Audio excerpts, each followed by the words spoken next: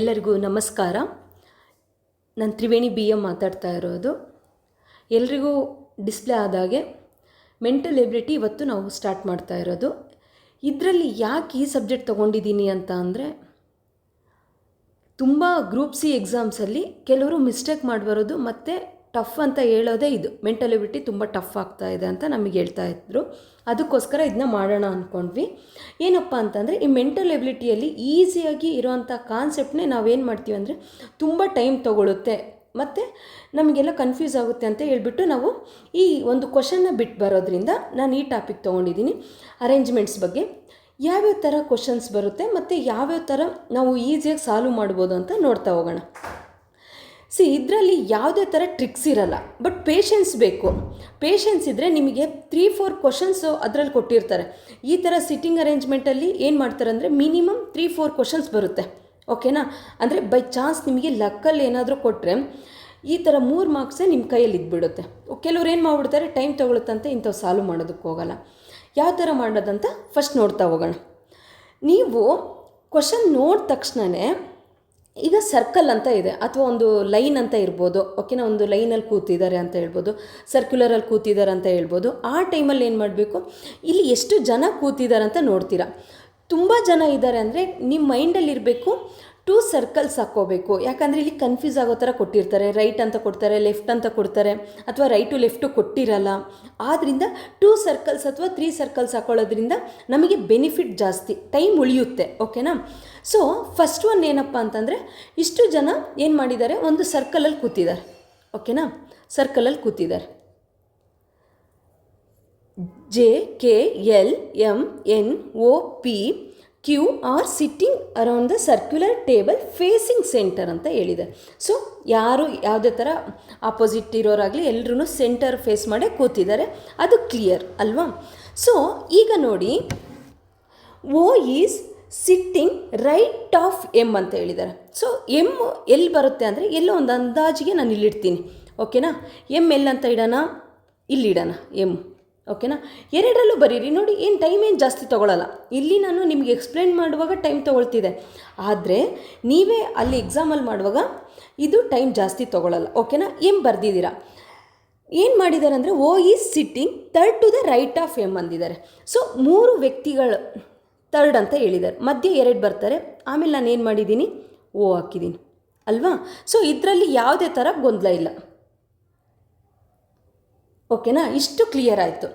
ಈಗ ನೋಡಿ, there are only 1 person between M and J ಅಲ್ವಾ? M ಮತ್ತು J ಮಧ್ಯೆ 1 ಪರ್ಸನ್ ಇದ್ದಾನೆ ಅಂತ ಹೇಳಿದ್ದಾರೆ. ನನಗೆ ಗೊತ್ತಾಗಬೇಕು, J ರೈಟ್ ಆದರೂ ಬರ್ಬೋದು, ಲೆಫ್ಟ್ ಆದರೂ ಬರ್ಬೋದು. ಅವರು ಕಂಪಲ್ಸರಿ M ಲೆಫ್ಟಲ್ಲೇ J ಬಂದಿದೆ ಅಂತ ಹೇಳಿಲ್ಲ, M ರೈಟಲ್ಲೇ J ಬಂದಿದೆ ಅಂತ ಹೇಳಿಲ್ಲ. ಆದ್ದರಿಂದ ನಾನು ಏನು ಮಾಡ್ತಿದ್ದೀನಪ್ಪ ಅಂತಂದರೆ, ನಾನು Jನ ಏನು ಮಾಡ್ತೀನಿ ಅಂದರೆ, ಲೆಫ್ಟು ಹಾಕ್ಕೋತೀನಿ ಮತ್ತು ರೈಟ್ ಸೈಡು ಹಾಕ್ಕೊಂಡಿರ್ತೀನಿ. ಓಕೆನಾ? ಇಲ್ಲಿ ನೋಡಿ, Jನ ಲೆಫ್ಟಲ್ಲಿ ಇಟ್ಟಿರ್ತೀನಿ, ಇಲ್ಲಿ ರೈಟಲ್ಲಿ ಇಟ್ಟಿರ್ತೀನಿ. ಓಕೆನಾ? Jನ. ನೆಕ್ಸ್ಟು ನೋಡೋಣ, ಇಲ್ಲಿ 1 ಪರ್ಸನ್, ಅದು ಯಾರಂತ ಅವ್ರು ಹೇಳಿಲ್ಲ. ನೆಕ್ಸ್ಟ್ ನೋಡೋಣ, ದೇರ್ ಆರ್ ಓನ್ಲಿ, ಇಲ್ಲಿ ನೋಡಿ, there are only 1 person between M and J. Name mention ಮಾಡಿಲ್ಲ, ಅದು ಬಿಡೋಣ. Next, there are only 3 people between J and K. J ಮತ್ತು K ಮಧ್ಯ 3 ಜನ ಇದ್ದಾರಂತೆ. ಇಲ್ಲಿ ನೋಡಿ, ಆಲ್ರೆಡಿ ಇಲ್ಲಿಬ್ಬರು ಬಂದಿದ್ದಾರೆ, ಇನ್ನು ಒಬ್ಬನ್ನ ಹಾಕ್ಬಿಟ್ಟು ಇಲ್ಲಿ K ಹಾಕ್ಬಿಡೋಣ. ಓಕೆನಾ? 3 ಪೀಪಲ್ ಬಂದರು ಬಿಟ್ವೀನ್ J ಆ್ಯಂಡ್ K. ಇಲ್ಲಿ ನೋಡೋಣ. ಓಕೆನಾ? ಇಲ್ಲಿ ಏನಾಗುತ್ತಾಗಾದರೆ, J ಹತ್ರ ನಾನೇನು ಮಾಡಿದ್ದೀನಿ, ಇಲ್ಲಿ ಲೆಫ್ಟಲ್ಲಿ ಹಾಕಿದ್ದೀನಿ ಅಲ್ವಾ? ಬಿಟ್ವೀನ್ J ಆ್ಯಂಡ್ K ಹತ್ರ ಹಾಕಿದ್ದೀನಿ. ಓಕೆನಾ? ಅದೇ ಥರ ಇವಾಗ ಇಲ್ಲಿ ನೋಡೋಣ, 3 ಪೀಪಲ್, 1 2 3. J ಎಲ್ಲಿ ಬರೋಕ್ಕೆ ಚಾನ್ಸಸ್ ಇದೆ, J ಇಲ್ಲಿದೆ ಅಂದಮೇಲೆ K ಇಲ್ಲಿ ಬರುತ್ತೆ. ಕ್ಲಿಯರ್? ಓಕೆ. ನೆಕ್ಸ್ಟ್ ಏನಾಗುತ್ತಪ್ಪ ಅಂತಂದರೆ, ಇದಾಯಿತು. There are only 3 people between J and K. Clear ಆಯಿತು. P is immediate neighbour of J. ಓಕೆನಾ? P is immediate neighbour of J. ಇಲ್ಲಾದರೂ ಬರ್ಬೋದು. ಓಕೆನಾ? ನಾನು ಇಲ್ಲಿ P ಹಾಕ್ತೀನಿ, ಅಥವಾ ಲೆಫ್ಟ್ ಆದರೂ ಬರ್ಬೋದು, ರೈಟ್ ಆದರೂ ಬರ್ಬೋದು. ಇಲ್ಲಿ ನೋಡಿ, ರೈಟ್ ಆದರೆ ನಿಮಗೆ ಆಲ್ರೆಡಿ O ಇದೆ, ಇಲ್ಲಿ ಬರೋ ಚಾನ್ಸಸ್ಸೇ ಇಲ್ಲ. ಈ ಥರ ಡಿಸ್ಟರ್ಬ್ ಆಗಿಬಿಡುತ್ತೆ, ಇನ್ನೊಂದು ಲೆಟರ್ ಡಿಸ್ಟರ್ಬ್ ಆಗುತ್ತೆ. ನೀವು ಇನ್ನೊಂದು ಡಯಾಗ್ರಾಮ್ ಹಾಕಿದರೆ ನೀವು ಈಸಿಯಾಗಿ ಏನು ಮಾಡ್ತಾ ಹೋಗ್ಬೋದು, ಸಾಲ್ವ್ ಮಾಡ್ತಾ ಹೋಗ್ಬೋದು. ಇವಾಗ ನಾನು ಏನಂತ ಹೇಳಿದ್ದಾರೆ ಅವರು, P P is immediate neighbour of J ಅಂತ ಹೇಳಿದ್ದಾರೆ. ಸೊ ನಾನು ಏನು ಮಾಡ್ತೀನಿ, ಇಲ್ಲಿ ಹಾಕ್ತೀನಿ ಪಿನ, ಓಕೆನಾ. ಸೊ ಅಥವಾ ಇದರಲ್ಲಿ ಏನಂತ ಹಾಕ್ತೀನಿ, ಇಮಿಡಿಯೇಟ್, ಇಲ್ಲಿ ರೈಟ್ ಹಾಕ್ಕೊಂಡಿದ್ದೀನಿ, ಇಲ್ಲಿ ಲೆಫ್ಟ್ ಹಾಕ್ಕೋತೀನಿ, ಓಕೆನಾ. ಎರಡು ಥರ ಚಾನ್ಸಸ್ ತೊಗೊಳ್ಳೋಣ. ನೆಕ್ಸ್ಟ್ ಏನಾಗುತ್ತಪ್ಪ ಅಂದರೆ, there are only 3 people between P and L, ಓಕೆನಾ. ಎಲ್ಲು ಮತ್ತು ಪಿ ಮಧ್ಯ ಎಷ್ಟು ಜನ ಬರ್ತಾರೆ, 3 ಜನ ಬರ್ತಾರೆ ಅಂತ ಹೇಳಿದ್ದಾರೆ. ನಾವು ನೋಡ್ತಾ ಹೋಗೋಣ ಪಿ ಮತ್ತು ಎಲ್ಲ ಹಾಕ್ಬೋದು ಅಂತ. ಪಿ ಇಲ್ಲಿದೆ ನೋಡಿ, 3 ಇಲ್ಲಿ ಬರ್ತಾರೆ, 1 2 3. ಸೊ ನಾನು ಇಲ್ಲೇನು ಹಾಕ್ಬೋದು, ಎಲ್ಲಿ ಹಾಕ್ಬೋದಾ, ಓಕೆ. ನೆಕ್ಸ್ಟ್ ಇದರಲ್ಲಿ ನೋಡೋಣ ಎಲ್ಲಿ ಬರ್ಬೋದು ಅಂತ. ಪಿ ಇಲ್ಲಿದೆ 1 2 3. ಸೊ ಮಧ್ಯ 3 ಬಂದಿದ್ದಾರೆ, ನಾನೇನು ಮಾಡ್ತೀನಿ, ಇಲ್ಲಿ ಎಲ್ಲ ಹಾಕ್ತೀನಿ, ಓಕೆನಾ. ಇಷ್ಟ ಆಯಿತು. N is second to the right of P. ಈಗ ನೋಡಿ, ಪಿನ ಎರಡನೇ ವ್ಯಕ್ತಿಯಾಗಿ ರೈಟಲ್ಲಿ ಏನಾಗಿದ್ದಾನೆ, ಎಲ್ಲಿದ್ದಾರೆ, ಓಕೆನಾ. ಎಲ್ಲಿ ಬರೋ ಚಾನ್ಸಸ್ ಇರುತ್ತೆ ನೋಡಿ, ಇಲ್ಲಿ ಪಿ ಇದೆ, ರೈಟ್ ಅಂದರೆ ಯಾವ್ದು ಬರುತ್ತೆ ಇವಾಗ, ಇದು ಯಾವತ್ತೂ ಡಯಾಗ್ರಾಮಲ್ಲಿರುವಂಥ ಲೆಫ್ಟು ರೈಟು ನೋಡಬೇಕು. ನನ್ನ ಕಡೆ ಇರೋ ನಾವು ಯಾರು ಸಾಲ್ವ್ ಮಾಡ್ತಿರ್ತೀವೋ ಅವ್ರಿಗೂ ಲೆಫ್ಟ್ ರೈಟ್ ನೋಡೋದಲ್ಲ, ಡಯಾಗ್ರಾಮಲ್ಲಿ ನೋಡಬೇಕು, ಓಕೆನಾ. ಸೊ ಈಗ ನೋಡಿ ಸೆಕೆಂಡ್ ರೈಟ್ ಅಂತ ಹೇಳಿದ್ದಾರೆ. ಸೊ ಈ ಚಾನ್ಸಸ್ ಇಲ್ಲ, ಸೆಕೆಂಡ್ ರೈಟ್ ಅಂದರೆ ಇಲ್ಲಿ ಬರೋಕ್ಕೆ ಚಾನ್ಸೇ ಇಲ್ಲ ಅಲ್ವಾ. ಸೊ ಈ ಡಯಾಗ್ರಾಮ್ ವೇಸ್ಟ್ ಆಯಿತು ಅಲ್ವಾ. ನೀವು ಬರೀ ಇದನ್ನೇ ಮಾಡಿಬಿಟ್ಟಿದ್ರೆ ಇಲ್ಲಿ ಅಯ್ಯೋ ಏನು ಮಾಡೋದು ಹಿಂಗಾಯ್ತಲ್ಲ ಅಂತ ನೆಕ್ಸ್ಟ್ ಡಯಾಗ್ರಾಮ್ ಹಾಕಬೇಕಾಗಿತ್ತು. ಅದು ನಮಗೇನಾಗುತ್ತೆ, ಆ ಕ್ಷಣಕ್ಕೆ ಕಡಿಮೆ ಆಗ್ತಾ ಹೋಗುತ್ತೆ, ಓಕೆನಾ. ಇಲ್ಲಿ ನೋಡೋಣ, ಇದರಲ್ಲಿ ಏನಾಗುತ್ತಪ್ಪ ಅಂದರೆ ಲೆಫ್ಟ್ ಯಾವುದಾಗುತ್ತೆ, ಇಲ್ಲಿ ಈ ಕಡೆ ಪಿಗೆ ಲೆಫ್ಟ್ ಯಾವುದು, ಇದು ಅಲ್ವಾ ಲೆಫ್ಟು. ಈ ಕಡೆ ಏನಾಗುತ್ತೆ, ರೈಟ್ ಆಗುತ್ತೆ ಅಲ್ವಾ, ರೈಟ್ ಆಗುತ್ತೆ. ಅವ್ರು ಏನು ಹೇಳಿದ್ದಾರೆ, N is second to the right of P, ಓಕೆನಾ. ಸೆಕೆಂಡ್ ಪರ್ಸನ್ ಅಂತ ಹೇಳಿದ್ದಾರೆ. ಇಲ್ಲಿ ಒಬ್ಬರು ಆದರು, ಇಲ್ಲಿ ಇಬ್ಬರು ಆಯಿತು, ಓಕೆನಾ, ಎನ್ನು. ಸೊ ಡಯಾಗ್ರಾಮ್ ಏನಾಯಿತು, ಇದು ಕರೆಕ್ಟ್ ಆಯಿತು, ಇದು ರಾಂಗ್ ಆಯಿತು. ಈ ಥರ ಕೊಟ್ಟಾಗ ನೀವು ಯಾವತ್ತೂ ಅಷ್ಟೇ ನೋಡಿ, ಇಷ್ಟು ಮಾಡಿ ನಿಮಗೆ ಟೈಮ್ ವೇಸ್ಟ್ ಆಗೋದು.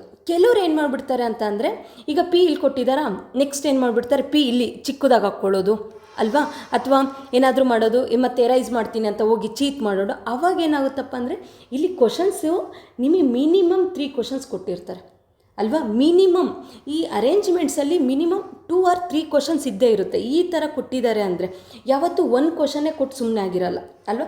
1 ಕ್ವಶನ್ ಯಾವಾಗ ಕೊಡ್ತಾರೆ, ಏನೋ 3 ಅಥವಾ 4 ಮೆಂಬರ್ಸ್ ಬಗ್ಗೆ ಕೊಟ್ಟಿದ್ದರೆ ಮಾತ್ರ. ಇಲ್ಲ ಈ ಥರ 7 ಮೆಂಬರ್ಸ್ ಮೇಲೆ ಕೊಟ್ಟಿದ್ದಾರೆ ಅಂದರೆ ಮಿನಿಮಮ್ 3 ಕ್ವಶನ್ಸ್ ಇರುತ್ತೆ. ಇದರಲ್ಲಿ ಯಾವ್ಯಾವ ಥರ ಕ್ವಶನ್ ಬರ್ಬೋದು. ಸೊ ಎನ್ ರೈಟು, ಓಕೆನಾ, ಸೆಕೆಂಡ್ ಪರ್ಸನ್ ಯಾರಿದ್ದಾರೆ, ಓಕೆನಾ, ಅಥವಾ ಪಿನ 3ನೇ ವ್ಯಕ್ತಿ ಯಾರಿದ್ದಾರೆ. ಈ ಥರ ನಿಮಗೇನಾಗುತ್ತೆ, ಇಲ್ಲಿ ಕೊಡೋ ಕ್ವಶನ್ಸ್ ನಿಮಗೆ ಡೆಡ್ ಈಸಿ ಆಗ್ತಾ ಹೋಗುತ್ತೆ. ಈ ಸಾಲ್ವ್ ಮಾಡೋದಿದೆಯಲ್ಲ, ಇದು ಡಿಫಿಕಲ್ಟ್ ಆಗೋದು. ಯಾವಾಗ ಡಿಫಿಕಲ್ಟ್ ಆಗುತ್ತೆ, ನೀವು 1 ಡಯಾಗ್ರಾಮ್ ಹಾಕಿದಾಗ ಅಷ್ಟೇ. ಆದ್ದರಿಂದ ನೀವು ಏನು ಮಾಡಬೇಕಪ್ಪ ಅಂದರೆ, ಕೇಸ್ 1 ಕೇಸ್ 2 ಅಂತ 2 ಥರ ನೀವು ಮಾಡಿದರೆ ಮಾತ್ರ ನೀವೇನು ಮಾಡ್ಬೋದು, ಸಾಲ್ವ್ ಮಾಡೋದಕ್ಕೆ ಈಸಿ ಆಗುತ್ತೆ, ಓಕೆನಾ. ಇಷ್ಟು ನಿಮಗೆ ಕಾನ್ಸೆಪ್ಟ್ ಅರ್ಥ ಆಗಿದೆ ಅಂದ್ಕೊಂಡಿದ್ದೀನಿ. ನೀವು ಇದು ಮಾಡುವಾಗ ಈಸಿ ಟ್ರಿಕ್ ಒಂದೇ, 2 or 3 ಡಯಾಗ್ರಾಮ್ಸ್ ಹಾಕಿದೆ ಎಷ್ಟು ನೀವು 2 ಅಥವಾ 3 ಡಯಾಗ್ರಾಮ್ ಹಾಕ್ಕೋತೀರಾ. ಯಾಕೆಂದರೆ ಇಲ್ಲೂ ಬರ್ದಿರ್ತೀರಾ, ಇಲ್ಲಿ ಬರೆಯೋದೇನು ದೊಡ್ಡ ಮ್ಯಾಟ್ರಲ್ಲ ಅಲ್ವಾ. ಸೊ ನಾವೇನು ಮಾಡ್ಬಿಡ್ತೀವಿ, ಇಲ್ಲೇ ಬರ್ಕೊಂಡು ನೆಕ್ಸ್ಟ್ ಇಲ್ಲಿ ಹಾಕಿರ್ತೀವಿ, ನೆಕ್ಸ್ಟ್ ಪಿ ಲೆಫ್ಟ್ ಅಥವಾ ರೈಟ್, ಇಲ್ಲೂ ಇರಲಿ ಅಂತ ಇಲ್ಲಿ ನೀವು ಹಾಕ್ಕೊಳ್ಳೋದ್ರಿಂದ ಏನಾಗುತ್ತೆ, ಕನ್ಫ್ಯೂಸ್ ಆಗೋ ಎಲ್ಲರನ್ನೂ ಹಾಕಿದಾಗ ಏನಾಗುತ್ತೆ, ಕನ್ಫ್ಯೂಸ್ ಆಗಿಬಿಡುತ್ತೆ. ಆದ್ದರಿಂದ ನೀವೇನು ಮಾಡಿ, 2 ಡಯಾಗ್ರಾಮ್ ಹಾಕಿ, ಟೈಮು ಉಳಿಯುತ್ತೆ, ಮತ್ತು ಇಲ್ಲಿರೋ ಏನೇನು ಕ್ವಶನ್ಸ್ ಕೇಳ್ತಾರೆ ಅದನ್ನೆಲ್ಲ ಸಾಲ್ವ್ ಮಾಡ್ಕೊತ ಹೋಗ್ಬೋದು. ಇಷ್ಟು ನಿಮಗೆ ಅರ್ಥ ಆಗಿದೆ ಅಂದ್ಕೊಂಡಿದ್ದೀನಿ. ನೆಕ್ಸ್ಟ್ ಏನೇ ಟಾಪಿಕ್ಸ್ ನಿಮಗೆ ಬೇಕಿತ್ತು ಮೆಂಟಲ್ ಎಬಿಲಿಟಿಯಲ್ಲಿ ಅಂತ ಅಂದರೆ ನನಗೆ ತಿಳಿಸ್ತಾ ಹೋಗಿ, ಕಮೆಂಟಲ್ಲಿ ಹೇಳಿದ್ರು ನಾನು ಈಸಿಯಾಗಿ ನಿಮಗೆ ಅರ್ಥ ಆಗೋ ಥರ, ಮತ್ತು ಎಕ್ಸಾಮಲ್ಲಿ ರಿಪೀಟೆಡ್ಡಾಗಿ ಯಾವ ಥರ ಕೇಳಿದಾರೋ ಅದ್ರ ಮೇಲೇ ನಾನು ಮಾಡ್ತಾ ಹೋಗ್ತೀನಿ, ಓಕೆನಾ. Thank you so much.